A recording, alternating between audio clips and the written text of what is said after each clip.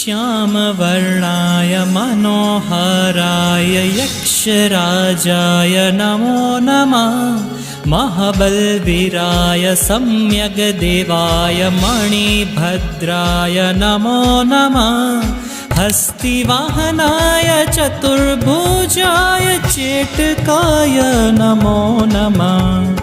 जिनभक्ताय कपिलरुद्राय पूर्णभद्राय नमो नमः। क्षेत्रपालाय कृष्णरूपाय सिद्धिदाताय नमो नमः। गदापाणि त्रिशूलपाणि डमरुपाणि नमो नमः। शासनदेवाय महायक्षाय वीरभद्राय नमः।